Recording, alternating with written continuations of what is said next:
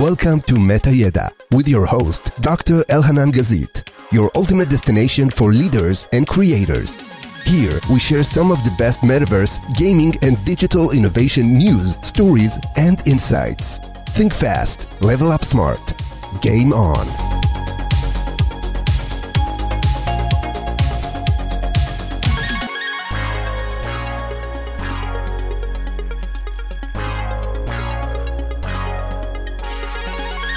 Welcome to another deep dive.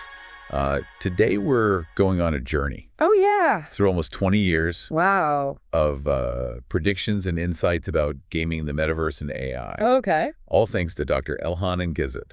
He really is a leading expert Yes. on applying game thinking to personal and business growth. Absolutely. His new book is coming out in 2025. Yeah? And we're getting a sneak peek at a chapter where he revisits Oh, cool. trends he's been tracking since 2007. It's quite a journey. I bet. From early virtual worlds like Second Life, all the way to the rise of AI and the metaverse. Wow. The big question is whether this idea of a gameful mindset Right. is really the key to thriving in this rapidly changing world, especially as AI becomes more and more common. Makes sense. And to make it even more interesting, Dr. Gazit went back and evaluated his own predictions. Oh, wow. Using a scale he calls level up, loot, nerf, and bug. So level up means the trend fully materialized. Go. Loot means it partially materialized. Nerf means it happened, but with limited impact. And bug means it just didn't happen. Okay, I'm hooked. Great. So our source material spans from 2007 to 2025. All right. We have 3 articles that Dr. Gazit wrote between 2007 and 2010. Okay. And, of course, the chapter from his new book. Right. Let's rewind all the way back to 2007 Okay. to an article where Dr. Gazit explores Second Life. Yeah. For those who weren't around then, Mm-hmm. Second Life was this virtual world that was all the rage. He's huge. People were spending real money on virtual clothes houses, you name it. Yeah, it really was a phenomenon. It was. Dr. Gazit says that in November 2007 alone, over $7 million were spent in Second Life. Wow. There were over 10.5 million registered users at that point. That's wild. Yeah, and it shows how early on people were willing to invest real money Mhm. in these virtual spaces. It really foreshadows the metaverse that we're seeing today. It's incredible to think about how much things have changed. Yeah. And yet some things remain the same. Yeah. Back then, even big companies were trying to figure out Second Life. Oh, yeah, absolutely. Dr. Gazit mentions Mercedes-Benz, Really? who created a virtual showroom where you could even take a virtual test drive. Wow. Imagine experiencing a luxury car Yeah. before it even arrived in a physical showroom. That's amazing. That's level up for marketing innovation. Wow. That's pretty forward thinking. It is. But even with all this excitement, there was still some hesitation, wasn't there? Yeah, there was at the same time. Okay. Hillary Clinton's presidential campaign thought about having a presence in Second Life. Really? Yeah, it's fascinating to see how even then people were considering these virtual spaces for Mhm. political campaigns. Like they saw the potential Ex- for connection and engagement early on. But there was also pushback from people who thought it was a gimmick, Oh, really? potentially even damaging to a serious campaign. Interesting. Dr. Gazit categorized this as Nerf. The idea was there, but with limited impact. So the perception of virtual spaces has always been mixed. Yeah, I think that's fair to say. So as 2007 came to a close, Dr. Gazit wrote an article outlining 8 future trends, these virtual worlds. Yeah. Now here's what did he get right? Well, one prediction he labeled level up was the rise of virtual workspaces. Really? Remember, this is 2008, long before most of us were working remotely. Right. He pointed to platforms like IBM's Same Time 3D, which were already integrating virtual workspaces. He was really ahead of the curve on that one. He was. That's amazing. It makes you wonder what else he predicted. Yeah. That's become part of our reality today. Were there any trends that didn't quite pan out? One that he labeled a bug was the idea that AI avatars would replace human customer service agents. Interesting. He envisioned a future where you couldn't even tell if you were interacting with a bot or a real person. Mm-hmm. And while we do have pretty sophisticated chatbots now, Yeah. they haven't completely replaced human interaction in customer service. That makes sense. While technology has advanced, the human touch still holds a lot of value, especially in those situations where empathy and understanding are so important. Absolutely. It's a good reminder that even the most accurate predictions can be influenced by factors we don't always foresee. For sure. But Dr. Gazit's ability to go back and analyze those misses is valuable in itself, don't you think? Definitely. It shows a commitment to learning and refining his thinking. It's all about continuous learning and adapting. It is. Speaking of which, let's fast forward to 2010 when Dr. Gazit wrote an article about using games and virtual worlds for learning and training in organizations. This seems particularly relevant now with so much talk about the metaverse. It really does. Dr. Gazit actually gave this trend a Loot rating, meaning it partially materialized. Okay. He saw the potential, but maybe he didn't anticipate how widely it would be embraced. I see. He gives examples like the military using games for PTSD treatment and Intel developing games for employee training. It's amazing to see how games have moved beyond just entertainment to serious applications like healthcare and professional development. Yeah, but he also highlights some challenges. Like what? One was the need for a strong theoretical foundation. Okay. When using games for learning, you can't just slap a game on top of existing training materials and expect it to be effective. Right. There needs to be a real understanding of how games engage learners and promote specific skills. That makes sense. There's a science to designing effective learning experiences. Definitely. Whether it's a game or a traditional classroom setting. Exactly. He also pointed out the challenge of changing the perception that games are just for fun. I can see that. There was, and maybe still is, a need to convince people that they can be powerful tools for serious learning and development. It feels like we're only scratching the surface of how games and virtual worlds can be used for learning and development. I bet there's so much more to explore there. Absolutely. And Dr. Gazit doesn't stop there. Okay. He presented a system in 2010 that used AI-powered bots within virtual worlds. Wow. It was designed for things like training simulations, team building, and decision-making exercises. So in a virtual environment? All in a virtual environment. This was way ahead of its time. That's incredible. It sounds like he was already envisioning what the metaverse could become. Right. Long before it was a mainstream concept. He was definitely on the right track. And this system really foreshadows the kind of collaborative potential we're starting to see in the metaverse today. Right. Dr. Gazit saw it as a way to overcome geographical barriers and create more immersive and engaging learning experiences. It's fascinating to trace these ideas through time and see how they've evolved. Yeah. Now let's jump ahead to 2025 and dive into the chapter from Dr. Gazit's new book. Okay. The title itself is pretty thought-provoking. How a gameful mindset will save our professional future.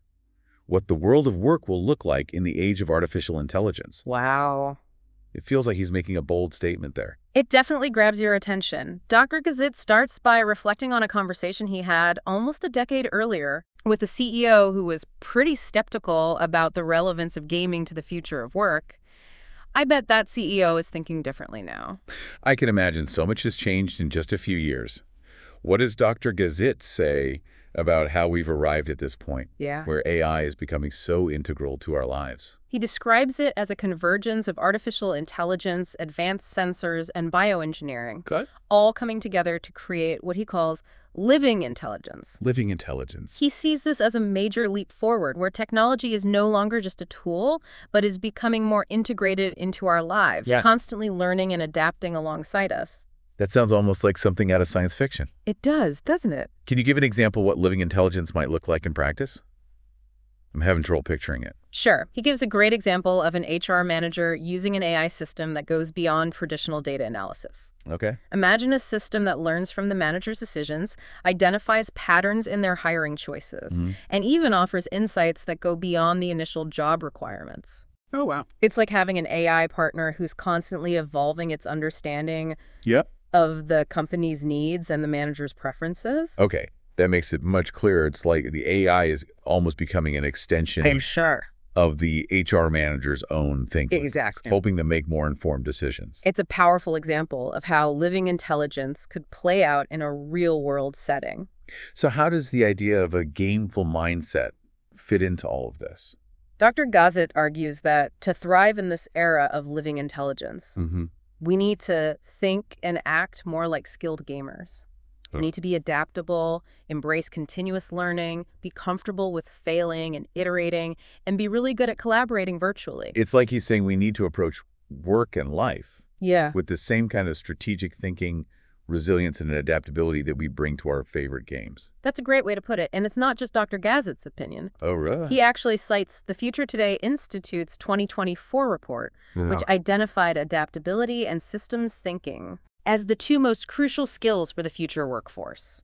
So his early observations about the importance of a gameful mindset are being validated by independent research years later. Exactly. That's really compelling. It sounds like he's tapped into something fundamental about how we need to approach the future of work. He definitely has. And he's not alone in emphasizing the importance of these so-called soft skills. Right. Nadeem, in a 2024 article for the Journal of Management and Sustainability, argues that these power skills are essential for successful AI integration. So things like communication, problem solving, emotional intelligence, and creativity. Exactly. He highlights those as absolutely crucial for navigating this new landscape. It seems like the ability to think critically, creatively, and collaboratively is becoming even more valuable as technology advances. Absolutely. Nadeem even provides real-world examples to back up his argument. Oh, like what? He talks about how companies like IBM and Microsoft are using AI to help people develop these essential skills. That's fascinating. It sounds like AI isn't just about automating tasks, but can actually be used to enhance our human capabilities. So going back to Dr. Gazit's book chapter, he actually revisits those 8 predictions he made back in 2008. Right. He does, and it's fascinating to see how they've played out. So what happened? He rates 3 of them as level up, meaning they fully materialized. Okay. These were virtual workspaces, the blurring of the lines between virtual and real worlds, and the development of new digital literacies. 2 predictions received a Loot rating, meaning they partially materialized. Okay. These were the expanded integration of virtual worlds into our lives and the use of virtual spaces by governments. Interesting. 2 were labeled Nerf because they materialized but with limited impact. Okay. Those were the development of more sophisticated tools for creating virtual worlds and the use of brain-computer interfaces for accessibility. And as we mentioned earlier, the prediction about AI avatars replacing customer service agents was a bug. So overall, he was pretty accurate.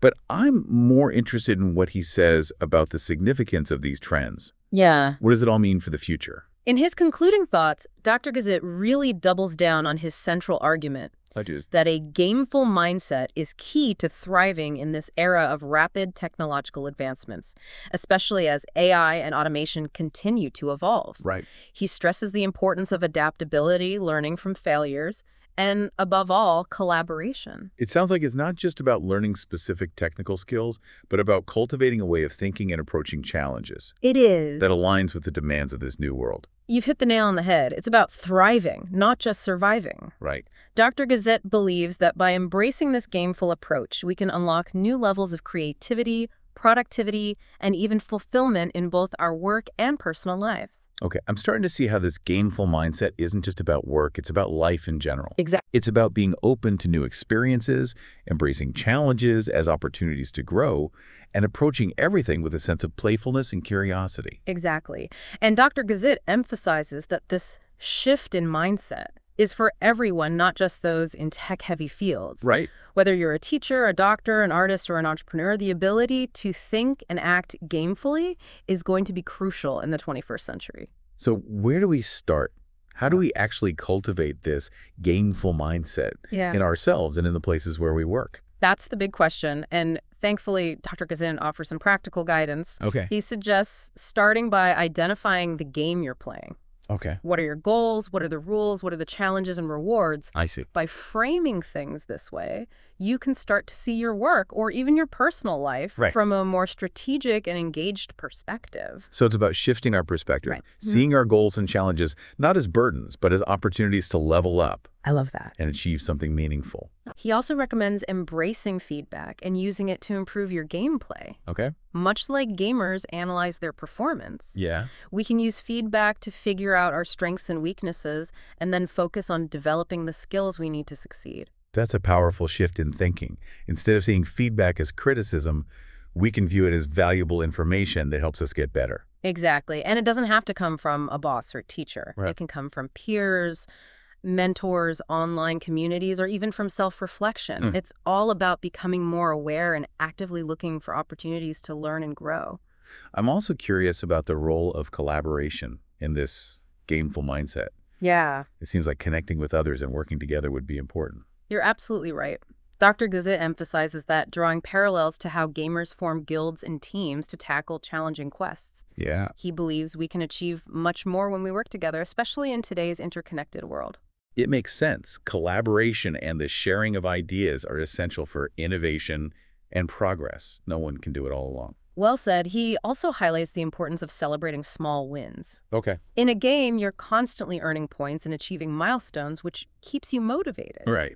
We should apply that to our work and personal lives, acknowledging and celebrating our progress, even the small steps. That's a great point. Sometimes we get so caught up in the big picture that we forget to appreciate the journey and all the little victories along the way. Absolutely. And finally, Dr. Gazit encourages us to cultivate a sense of curiosity and playfulness in everything we do. Games naturally engage us and make us want to explore and experiment. By bringing that same spirit to our work and lives, we can unlock even more creativity and innovation. It's about remembering that learning and discovery can be fun and approaching things with a beginner's mind, even when we're experts. Exactly. Dr. Gazit believes that this shift in mindset isn't just about succeeding in the age of AI, it's also a path to greater personal fulfillment and well-being. So we've covered Dr. Gazit's predictions, the concept of living intelligence, and the importance of a gameful mindset.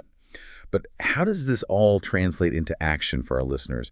How can they apply these ideas? That's where we move from theory to practice. Remember Dr. Gazit's level up, loot, nerf, and bug assessment. Yeah. He suggests using it for personal and professional growth, not just for analyzing trends. So we can apply level up for full realization of a goal loot, for partial success nerf for limited impact, and bug for a complete miss to assess our own skills and habits. Precisely. It's like taking stock of our personal inventory, identifying where we need to improve, and creating a plan to level up. Dr. Gazit even offers specific questions to guide this self-assessment. Like what kind of questions? He asks things like, what are 3 skills you've leveled up in the past year? What are 3 areas where you've acquired valuable loot? What's 1 skill or habit you need to nerf because it's holding you back? What's 1 project or goal that turned out to be a bug, and what did you learn from it? Those are really helpful prompts. By asking ourselves these questions, we can gain a clearer understanding of where we are, where we want to go, and what steps we need to take to get there. And it's not just for individuals. Organizations can use this framework, too, to assess their culture strategies and talent development programs. It's a tool for continuous improvement, both individually and collectively. It sounds like we're all playing a giant online game where the key is to keep learning, collaborating, and leveling up. That's a fantastic analogy. And speaking of leveling up, Dr. Gazit lays out 3 core principles for thriving in the age of AI, all aligned with this gameful mindset. The first principle is power up fast. Okay, what does power up fast actually mean in the practical sense? It means being proactive about identifying the skills you need and seeking out opportunities to learn and grow. Embrace a growth mindset. Don't wait for someone to tell you what to learn. Take charge of your own development. It's all about taking initiative and becoming a lifelong learner. We can't just rely on formal education to keep up. We need to be constantly seeking out new knowledge and experiences. Exactly. The second principle is level up smart. I'm intrigued. What does leveling up smart entail? It's about being strategic and intentional with your development. It's not just about acquiring any skill. It's about focusing on the ones that will be most valuable in the age of AI. You need to be thinking ahead, anticipating the skills that will be in demand in a world where AI is increasingly prevalent. So it's not just about keeping up with the current trends, but anticipating what's coming next and preparing ourselves for the future. Right. And Dr. Gazit's third principle, which ties everything together beautifully, is play the infinite game. I love that. Tell me more about this infinite game. It's inspired by Simon Sinek's work. In a finite game like a football match, there are clear rules, a set time frame, and a winner and a loser. But in an infinite game like life or business, the goal isn't to win, but to keep playing. It's about continuous learning, adaptation, and collaboration.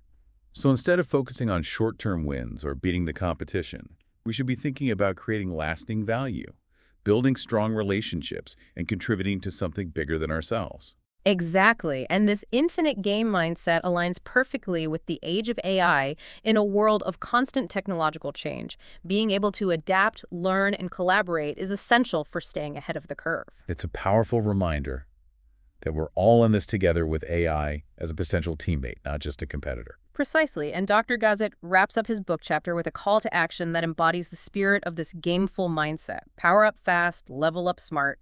It's a reminder that the future is ours to create. So what are some key takeaways our listeners can walk away with from this deep dive? We've learned that the world of work is transforming dramatically with AI, sensors, and bioengineering leading to living intelligence.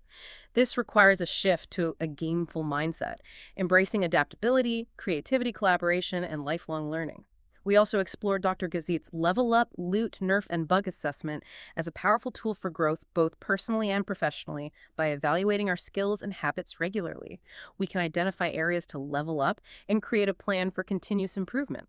Lastly, we discussed Dr. Gazit's 3 principles for success in the age of AI. Power up fast, level up smart, and play the infinite game, providing a roadmap for navigating this new landscape. It's a lot to process, but I think we've done a good job distilling almost 2 decades of insights into some key takeaways. Do you have a final thought for our listeners? Dr. Gazit's closing message sums it up perfectly. The key to thriving in the age of AI is not to fear the future, but to embrace it with the same curiosity, enthusiasm, and strategic thinking we bring to our favorite games. By cultivating a gameful mindset, we can not only survive, but thrive in this exciting new era.